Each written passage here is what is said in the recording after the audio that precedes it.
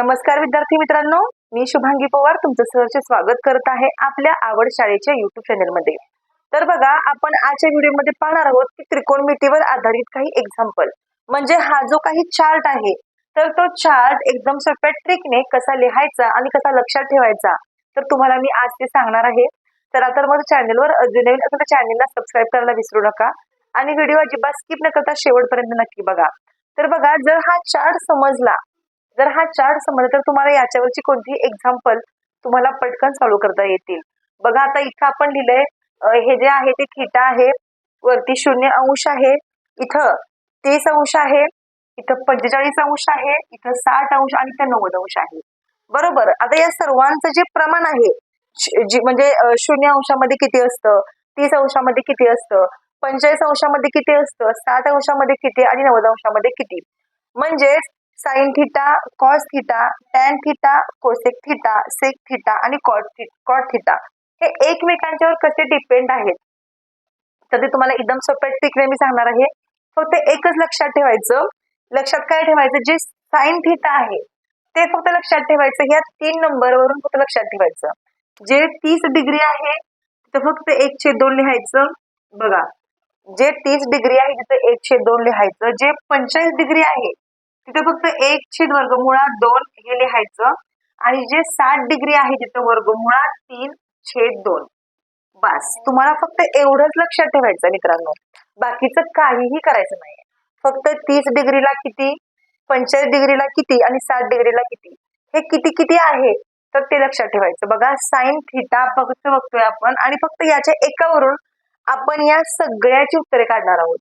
फक्त या एकावरून, साइन थीटावरून आपण या सगळ्यांची उत्तर आपण इथे लिहिणार आहोत।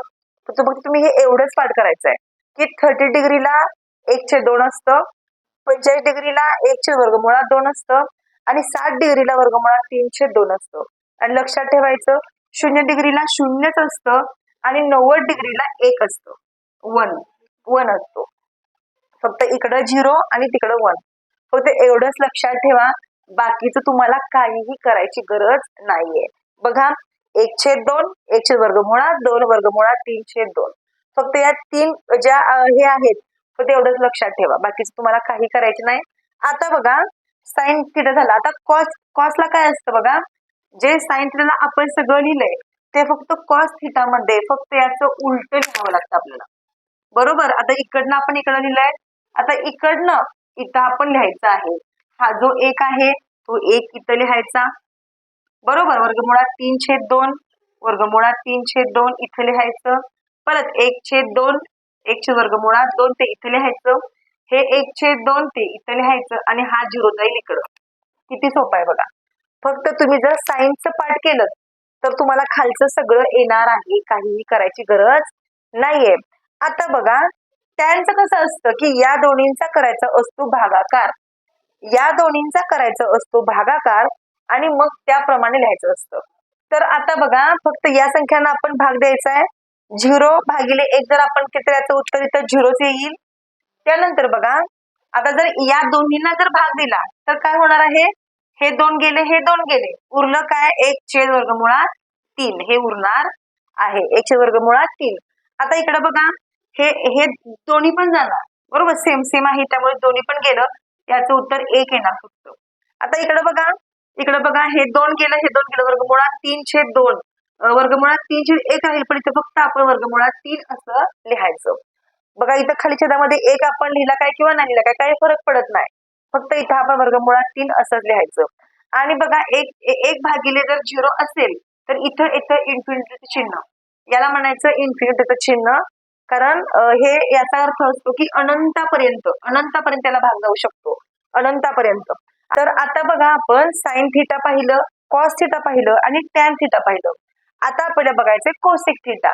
आता कोसेक मध्ये काय असतं की साइनच्या उलट लिहायचं असतं, म्हणजे ज्या संख्या छेदामध्ये आहेत त्या अंशामध्ये असतील आणि ज्या अंशामध्ये आहे त्या छेदामध्ये जातील। पण इथं अगोदर आपण जे चिन्ह आहे इन्फिनिटी द्यायचं आहे, चिन्ह इन्फिनिटीचं। आणि आता इकडूनच आपल्याला जायचंय, 1/2 आहे, फक्त 2 लिहा, इथं 2/1 नाही लिहायचं, फक्त 2 लिहा, इथं वर्गमुळात फक्त 2 लिहा। आता खाली 1 नाही लिहायचं आपण छेदामध्ये, परत इथं उलट करा, 2/√3 हे लिहिलं आणि हा 1 जो आहे तो जसाच्या तसा.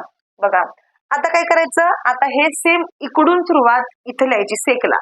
सेकला काय करायचं, तो एक आहे तो एक इथं लिहा, 2/वर्गमुळात 3 इथं लिहा, वर्गमुळात 2 इथं लिहा, हे 2 आणि परत इकडं लिहा चिन्ह इन्फिनिटीचं.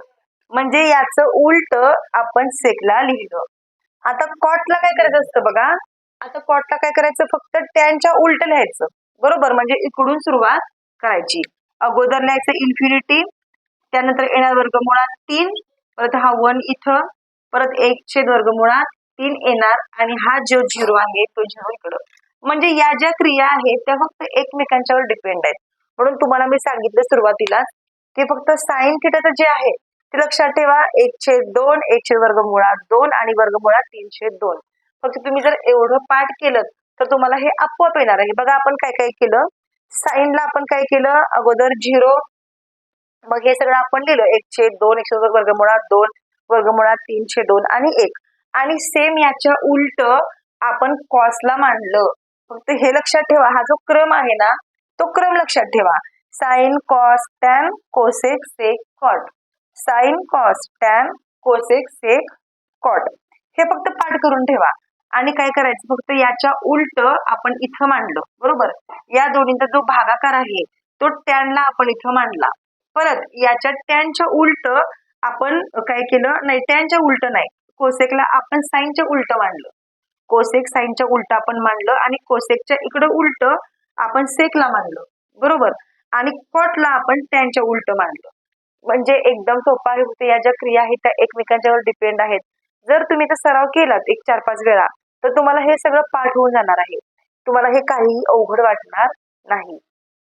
चला तर मग जर तुम्हाला व्हिडिओ आवडला असेल तर नक्कीच लाईक करा व्हिडिओला, कमेंट करून सांगा तुम्हाला हा व्हिडिओ कसा वाटला. चला तर मग आपण असंच भेटू आणखीन एका नवीन व्हिडिओ सोबत. तोपर्यंत धन्यवाद.